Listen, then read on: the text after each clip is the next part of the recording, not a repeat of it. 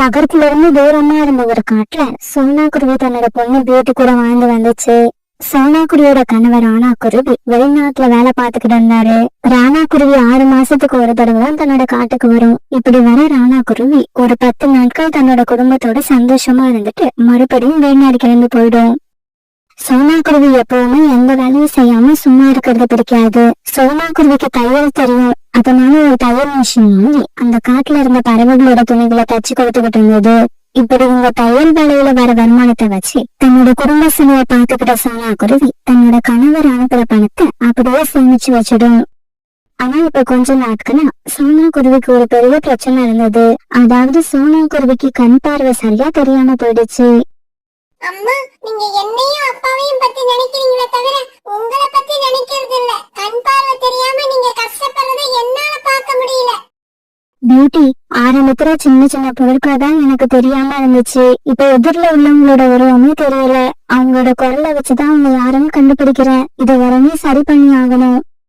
அம்மா, நாம சேர்த்து வச்சிருக்கிற பணத்துல கொஞ்சம் எடுத்துக்கிட்டு வாங்க. நாம போய் உங்களுக்கு ஒரு கண்ணாடி வாங்கிட்டு வருவோம். பியூட்டி, நானும் இதுதான் நினைச்சுக்கிட்டு இருந்தேன். கோரி அக்கா போன மாசம் ஒரு கண்ணாடி வாங்கினாங்கன்னு கேள்விப்பட்டேன். அவங்க கிட்ட போய் அந்த கண்ணாடியை எங்க இருந்து வாங்கினாங்கன்னு கேட்டுட்டு வா. நாமளும் அங்கேயே போய் ஒரு கண்ணாடி வாங்கிட்டு வருவோம். இதோ இப்பவே போய் கோரி ஆண்டி கிட்ட விசாரிச்சுட்டு வரமா. பியூட்டி, போறப்ப இந்த பானையை எடுத்துட்டு போ. திரும்பி வரப்ப இது நிறைய தண்ணீர் எடுத்துட்டு வந்துரு. சோனா குருவி இப்படி சொன்ன உடனே பியூட்டி அந்த காலி பானையை தூக்கிட்டு கோரிக்காரன் வீட்டை நோக்கி பறந்து போச்சு. கோரி ஆண்டி, அம்மாவுக்கு இப்ப சரியா கண் பார்வை தெரியல.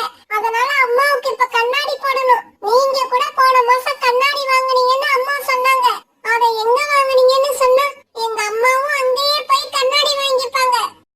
பியூட்டி, பக்கத்து கட்டுல ஒரு மைனா பறவை இருக்கு. அதுகிட்டதான் கண்ணாடி வாங்கிட்டு வந்தேன். உங்க அம்மாவையும் அங்கேயே போய் வாங்கிக்க சொல்லு.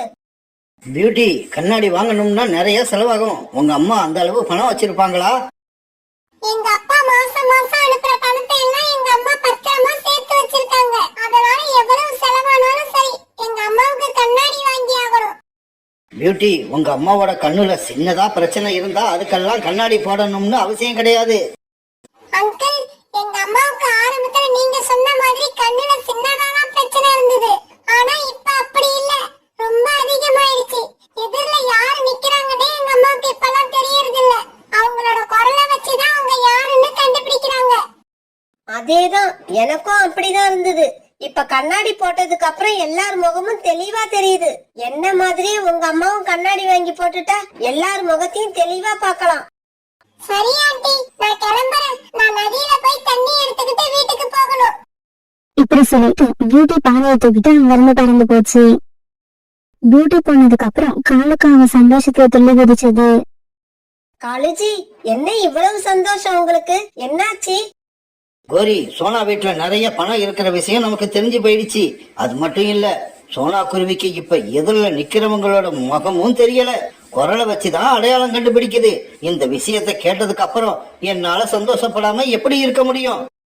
நீங்க சொல்றதெல்லாம் சரிதான். சோனா குருவிக்கு மட்டும்தான் கண்ணு தெரியாது. அதோட பொண்ணுக்கு நல்லா கண்ணு தெரியும். அத மறந்துட்டீங்களா? கோரி, பியூட்டி இப்ப தண்ணி எடுக்க நதிக்கரைக்கு தானே போயிருக்கு. அது திரும்பி வர்றதுக்குள்ள நான் என்னோட வேலையை முடிச்சிட்டு வந்துருவேன். இப்படி சொன்ன காலுக்காக பிறகு சோனா குருவி வீட்டை நோக்கி பறந்து போச்சு. சோனா குருவி வீட்டுக்கு போன காலுக்காக வாசல் கதவை தட்ட ஆரம்பிச்சது. யாரு வந்திருக்கிறது? சோனா, நான் தான் ரீட்டா வந்திருக்கேன். கொஞ்சம் கதவை தர. ரீட்டா, கதவு திறந்துதான் இருக்கு, நீ உள்ள வரலாம். சோனா குருவி இப்படி சொன்ன உடனே காலுக்காக வீட்டுக்குள்ள போச்சு. ரீட்டா, நீ எப்படி இருக்க? வீட்டுல எல்லாரும் நல்லா இருக்காங்களா? சோனா குருவி இப்ப காலுக்காகத்தை பார்த்து பேசாம வேற பக்கம் பார்த்து பேசிக்கிட்டு இருந்தது. இத பார்த்த காலுக்காகவும் சோனா குருவிக்கு கண்ணு சரியா தெரியலன்னு கன்ஃபார்ம் பண்ணிக்கிச்சு. சோனா, நம்ம காட்டுல இன்னும் 2-3 நாள்ல மழை வரப்போகுதுன்னு கேள்விப்பட்டேன். அதனால நீ கொஞ்சம் தானியங்களையும் பழங்களையும் கொண்டு வந்து வீட்டுல சேகரிச்சு வச்சுக்கோ. அப்பதான் மழை பெய்யறப்ப வெளியில போக வேண்டிய அவசியம் இருக்காது. காலுக்காக இப்படி சோனா குருவி கிட்ட பேசிக்கிட்டே அந்த மரப்பெட்டியை திறந்து அதுக்குள்ள சோனா குருவி சேர்த்து வச்ச அந்த பணத்தை எடுத்துக்கிச்சு. ரீட்டா, நீ கவலைப்படாத. நான் ஏற்கனவே கொஞ்சம் தானியங்களை கொண்டு வந்து சேகரிச்சு வச்சிருக்கேன். நாளைக்கே மழை ஆரம்பிச்சா கூட ஒரு 10 நாள் நான் வெளியில போகாம வீட்டுக்குள்ளேயே இருக்கலாம். அந்த அளவு என்கிட்ட தானியங்கள் இருக்கு. இருந்தாலும் நீங்க என் மேல வச்சிருக்க அக்கறைக்கு ரொம்ப நன்றி.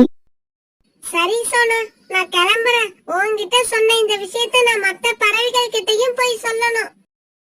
இப்படி சொன்ன காலுக்காகும் சோனா குருவி சேர்த்து வச்சிருந்த பணத்தை எடுத்துக்கிட்டு அங்கிருந்து பறந்து போயிடுச்சு. காலுஜி, இந்த பை பூரா பணமா இருக்கு. இவ்வளவு பணத்தை நான் இதுக்கு முன்னாடி பார்த்ததே இல்ல. கோரி, இன்னைக்கு ராத்திரி இருட்டின உடனே நாம இந்த காட்டை விட்டு பக்கத்து காட்டுக்கு போயிடுவோம். அங்க போய் ஒரு ஸ்டார் ஹோட்டல்ல ரூம் போட்டு வாழ்க்கையை என்ஜாய் பண்றோம். இந்த சமயத்துல நதிக்கரைக்கு போய் பானையில தண்ணீர் எடுத்துக்கிட்ட பியூட்டி வீட்டுக்கு திரும்பி வந்துருச்சு. அம்மா, பக்கத்து காட்டுல இருக்கிற மைனா ஆண்டி கிட்ட தான் கோரி ஆண்டி கண்ணாடி வாங்குனாங்களாம். வாங்க, நாமளும் அங்க போய் சீக்கிரமா கண்ணாடி வாங்கிக்கிட்டு வருவோம். சரி பியூட்டி, அப்படியே செய்வோம். நீ அந்த மரப்பெட்டியில உள்ள பையில இருந்து கொஞ்சம் பணத்தை எடு. அம்மா இப்படி சொன்ன உடனே பியூட்டி அந்த மரப்பெட்டியை திறந்து பார்த்துச்சு. அம்மா, இந்த மரப்பெட்டிக்குள்ள எதுவுமே இல்ல, காலியா இருக்கு.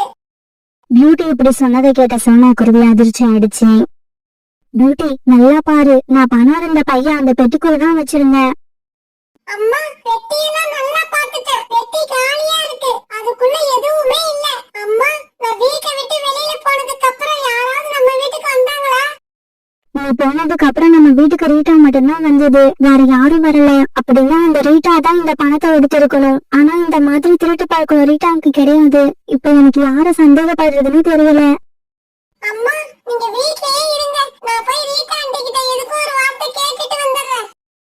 இப்படி சொன்ன பியூட்டி பிறகு ரீட்டா வீட்டை நோக்கி பறந்து போச்சு. ரீட்டா ஆண்டி, எங்க வீட்ல இருந்து எடுத்துக்கிட்டு வந்த பணத்தை உடனே திருப்பி கொடுங்க. நான் எங்க அம்மாவுக்கு கண்ணாடி வாங்கணும். பியூட்டி, நீ என்ன பேசுற? நான் உங்க வீட்ல இருந்து பணத்தை எடுத்துக்கிட்டு வந்தனா? இங்க பாரு பியூட்டி, நான் உங்க வீட்டு பக்கமே வரல. அப்புறம் எப்படி என்னால பணத்தை எடுத்துக்கிட்டு வர முடியும்? எங்க அம்மாவுக்கு கொஞ்ச நாளா பார்வையில கொஞ்சம் குறைபாடு இருக்கு. இருந்தாலும் எங்க அம்மா குரலை வச்சு கரெக்டா அடையாளம் கண்டுபிடிச்சிருவாங்க. அந்த குரலை வச்சுதான் எங்க அம்மா நீங்க தான் வீட்டுக்கு வந்தீங்கன்னு சொன்னாங்க. பியூட்டி, நான் சொல்றத நம்பு. நான் காலையில இருந்து வீட்டை விட்டு எங்கேயுமே கிளம்பல. இதை கேட்ட உடனே பியூட்டி அழ ஆரம்பிச்சிருச்சு. ரீட்டாண்டி, நீங்க எல்லா பணத்தையும் வச்சுக்கோங்க. எங்க அம்மாவுக்கு கண்ணாடி வாங்கறதுக்கு மட்டுமாவது பணத்தை கொடுங்க. பியூட்டி, கொஞ்ச நேரம் அழாம இரு. நான் சொல்றத புரிஞ்சுக்கோ. நான் உங்க வீட்டுக்கு வரவும் இல்ல, எந்த பணத்தையும் எடுக்கவும் இல்ல. நீ வீட்டுக்கு போ. நான் சாகர் புறாவை போய் பார்த்து இந்த பணத்தை யார் திருடிக்கிட்டு போனதுன்னு கண்டுபிடிக்கிறேன். ரீட்டா கிளி இப்படி சொன்னதும் பியூட்டி தன்னுடைய வீட்டுக்கு பறந்து போச்சு. பிறகு ரீட்டா கிளி சாகர் புறாவோட வீட்டுக்கு போச்சு.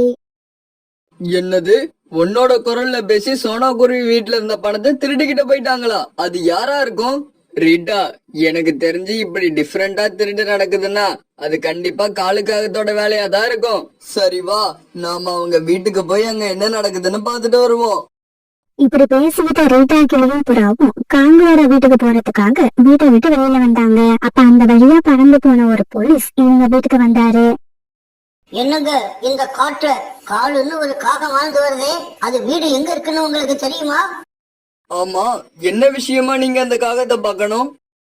அந்த காகம் என்னோட தூரத்து சொந்தம். அது இந்த காட்டுல வாழ்ந்து வர்றது எனக்கு இப்பதான் தெரிஞ்சிச்சு. அதனாலதான் அதை பார்த்துட்டு போகலாம்னு வந்தேன். சரி, நீங்களும் இங்க கூட வாங்க, நாங்களும் அந்த காகத்தோட வீட்டுக்கு தான் போறோம். பிறகு சாகர் புறா, ரீட்டா கிளி, அந்த போலீஸ் இவங்க 3 பேரும் காலுக்காக வீட்டை நோக்கி பறந்து போனாங்க. காலுஜி, நீங்க சோனா குருவி வீட்டுல இருந்து பணத்தை எடுத்துக்கிட்டு வந்ததை வேற யாராவது பார்த்தாங்களா? எனக்கு என்னவோ நம்ம மாட்டிப்போமோன்னு பயமா இருக்கு. கோரி, நான் ஒன்னும் சாதாரணமா சோனா குருவி வீட்டுல இருந்து இந்த பணத்தை திருடிட்டு வரல. ரீட்டா கிளியோட குரல்ல பேசிதான் பணத்தை எடுத்துக்கிட்டு வந்திருக்கேன். அதனால நம்ம மேல யாருக்குமே சந்தேகம் வராது. இவங்க எல்லாரும் காலுக்காக வீட்டுக்கு போனதும் சாகர் புறா வாசல் கதவை தட்ட ஆரம்பிச்சது. வாசக்கதவை தட்டுற சத்தத்தை கேட்டதும் கோரிக்காகவும் கதவை திறந்துகிட்டு வெளியே வந்துச்சு. இப்படி வந்த கோரிக்காகவும் போலீஸ் கூட ரீட்டா கிளியும் சாகர் புறாவும் வந்திருக்கிறத பார்த்துட்டு பயந்து போயிடுச்சு.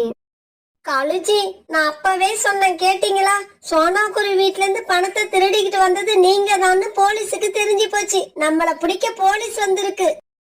கோரி, நீங்க தான் பணத்தை திருடி இருப்பீங்கன்ற சந்தேகத்துல தான் நாங்க இங்க வந்தோம். நல்ல வேலை, எங்களை ரொம்ப கஷ்டப்படுத்தாம நீயே உண்மையை ஒத்துக்கிட்ட. பிறகு அந்த போலீஸ் காலுக்காகத்துக்கு கையில வழங்க மாட்டி கைது பண்ணிடுச்சு. டேய் காலு, நான் உனக்கு சித்தப்பா முறை வேணும். உன்னை பார்த்து ரொம்ப நாள் ஆகுதுன்னு பாசமா உன்னை பார்க்க வந்தேன். ஆனா நீ இப்படி ஒரு திருடனா இருப்பன்னு நான் நினைக்கவே இல்லை. உன்னை ஸ்டேஷனுக்கு அழைச்சுக்கிட்டு போய் அடிக்கிற அடியில இதுக்கப்புறம் நீ திருட்டுங்கிற வார்த்தையை நினைச்சு கூட பார்க்க கூடாது. இப்படி சொன்ன காலுக்காகத்தோட சித்தப்பா பிறகு காலுக்காகத்தை கூப்பிட்டுக்கிட்டு அங்க இருந்து பறந்து போனாரு. பிறகு சோனா குருவி கிட்ட இருந்து காலுக்காக திருட்டு வந்த பையன் வாங்கின சாகர்புரம் ரிட்டாக்கிலையும் அதை எடுத்துக்கிட்டு சோனா குருவி கிட்ட நோக்கி பறந்து போனாங்க.